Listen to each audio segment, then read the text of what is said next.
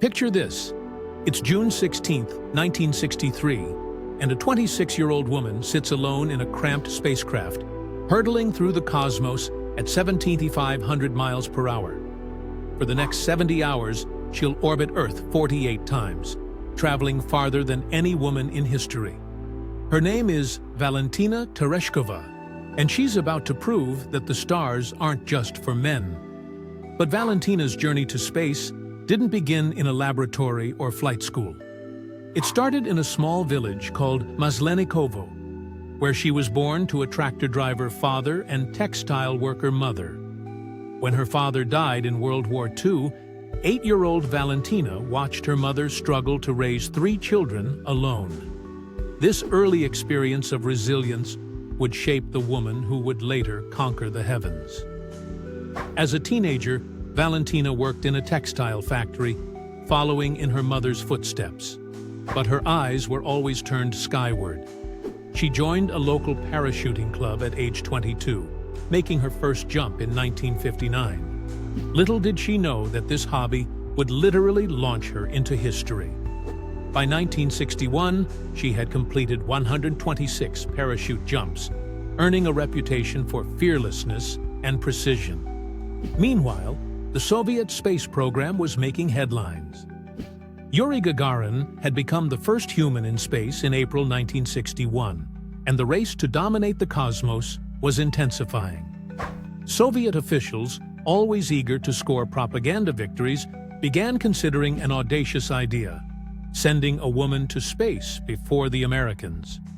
In 1962, the Soviet space program secretly began recruiting female cosmonauts. They weren't looking for pilots or engineers. Instead, they wanted parachutists, because early spacecraft required cosmonauts to eject and parachute to Earth during landing. Out of hundreds of applicants, only 5 women made the cut. Valentina was one of them. The training was brutal. For 18 months, these women endured the same rigorous preparation as their male counterparts. They spun in centrifuges that created forces 8 times stronger than gravity. They experienced weightlessness in specially modified aircraft. They studied spacecraft systems, navigation, and space medicine. Many male cosmonauts doubted whether women could handle the physical and mental demands of spaceflight. Valentina proved them wrong at every turn. Despite having no formal education beyond trade school, she mastered complex technical subjects. She excelled in isolation tests, spending days alone in soundproof chambers. Her instructors noted her exceptional calm under pressure and unwavering determination. When it came time to select the first woman for space, Valentina emerged as the clear choice. The mission, codenamed Vostok 6, was shrouded in secrecy. Even Valentina's mother didn't know her daughter was about to make history. The official story was that Valentina was participating in a parachuting competition.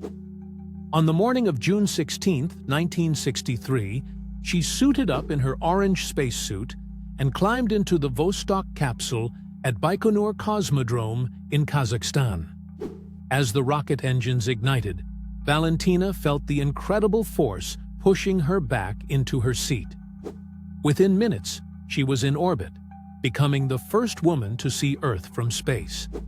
Her call sign was Chaika, meaning seagull in Russian. How fitting that this daughter of the Earth would soar higher than any bird. The view from space was breathtaking. Valentina later described seeing the Earth as a beautiful blue marble, with no visible borders or boundaries. She could see the curve of the horizon, the thin atmosphere protecting all life below, and the infinite blackness of space beyond. For 70 hours, she had a perspective that only a handful of humans had ever experienced. But this wasn't just a sightseeing trip. Valentina conducted numerous experiments during her flight. She studied how the human body, specifically the female body, responded to weightlessness. She took photographs of the Earth's atmosphere and cloud formations. She tested spacecraft systems and maintained detailed logs of her observations. Her mission provided crucial data for future space missions. The flight wasn't without challenges. Communication problems occasionally left Valentina isolated from ground control. The automatic orientation system malfunctioned, requiring manual corrections. Most concerning, the spacecraft's landing program had an error that would have sent her into a higher orbit instead of bringing her home. Valentina reported the problem, and ground controllers uploaded corrected data just in time. On June 19th, after completing 48 orbits, Valentina prepared for her return to Earth. At an altitude of 20,000 feet, she ejected from her capsule and parachuted separately to the ground, landing in a field in the Altai region of Russia. Local farmers who witnessed her landing couldn't believe that this woman in a bright orange suit had just returned from space. The world was stunned by the announcement. Here was proof that women could not only survive in space, but thrive there. Valentina's flight lasted longer than the combined flights of all American astronauts up to that point. She had orbited Earth more times than any previous cosmonaut. The achievement was a massive propaganda victory for the Soviet Union and a powerful symbol of gender equality. Valentina became an instant global celebrity. She traveled the world as an ambassador for both the Soviet space program and women's capabilities. She met world leaders, gave speeches at the United Nations, and inspired countless young women to pursue careers in science and technology. Her famous quote, "A bird cannot fly with one wing only. Human spaceflight cannot develop any further without the active participation of women," became a rallying cry for equality in space exploration. Yet despite her historic achievement, Valentina would never fly in space again. The Soviet space program, having made its political point, focused on other priorities. It would be 19 years before another Soviet woman, Svetlana Savitskaya, would travel to space. The delay reflected the complex intersection of politics, propaganda, and genuine scientific exploration that characterized the early space age. Valentina's post-flight life was equally remarkable. She earned an engineering degree and became a prominent figure in Soviet politics. She served in the Supreme Soviet and later in the Russian State Duma. She remained an advocate for space exploration and women's rights throughout her life. Even in her 80s, she expressed a desire to travel to Mars, joking that it would be a one-way trip at her age. The impact of Valentina's flight extends far beyond those 70 hours in 1963. She shattered the assumption that space was a male domain. Her success paved the way for the 65 women who have since traveled to space, including Sally Ride, the first American woman in space, and current astronauts serving on the International Space Station.